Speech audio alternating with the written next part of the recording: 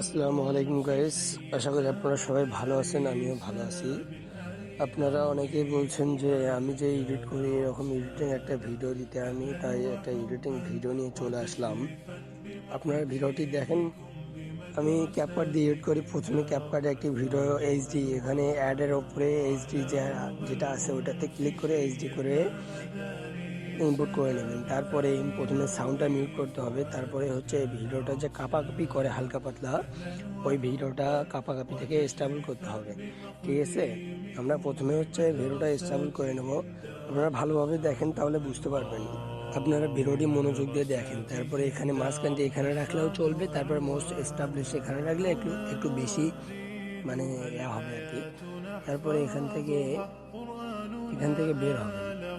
এখান থেকে বের হওয়ার পরে আমার ফোনটা বেশি ভালো না, তো এই জন্য হচ্ছে কোয়ালিটি একটু খারাপ। এই জন্য আমাদের প্রথমে তো 4K কোয়ালিটি করতে হবে। ফোনটা যাবেন, তারপরে 4K উপরেই থাকতে পারে, বা হচ্ছে আপনার কেউ যদি না থাকে আপনি সার্চ করে নেবেন। প্রথমে 4Kটা অন করে দেবেন। 4Kটা অন করার পরে আবার ফিল্টার অপশনে যাবেন। আবার ফিল্টার অপশনে গিয়ে আমার ওখানে হচ্ছে গাছের মতো দেখা যাচ্ছে, এই ফিল্টারটা অন করবেন। কারণ আমার ফোন ভালো না, তো এই জন্য আমার এই ফিল্টারটা দিতে হয়।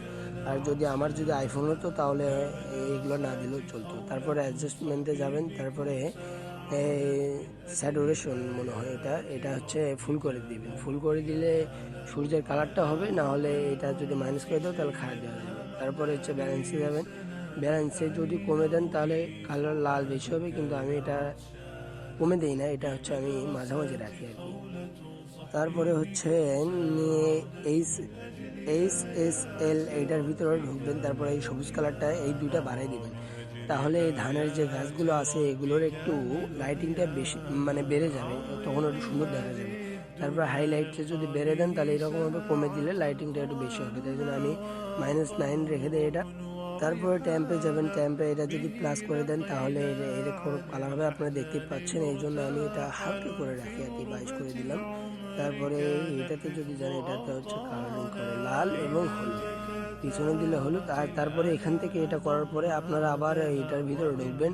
ঢোকানোর পরে দ্বিতীয় নম্বর অপশনটা, এটাতে প্রথমটা 100 করে দিবেন, দ্বিতীয়টা +100, তৃতীয়টা -100। তাহলে সূর্যের কালারটা অনেক সুন্দর দেখা যাবে, লাল টকটকা হয়ে থাকবে সূর্যের কালারটা। ঠিক আছে, এইটা করার পরে এগুলো না করলেও চলে।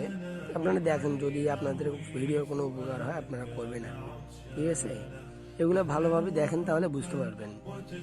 তারপরে এখান থেকে বার হয়ে যাবেন। তারপর আর কোনো কাজ নাই, মোটামুটি আমাদের এডিটটা সম্পূর্ণ হয়েছে। দেখেন ভিডিওটা কেমন হয়। আমাদের এডিটটা সম্পূর্ণ হলো। এখন দেখেন, এই ভিডিওটা দেখেন আর হচ্ছে আমাদের যে আগের ভিডিওটা ছিল, এখন দেখেন এটার ভিতরে কতটা পার্থক্য, এইটাতে কেমন আর এইটা কেমন। আপনারা একটু ভালোভাবে দেখেন তাহলে বুঝতে পারবেন।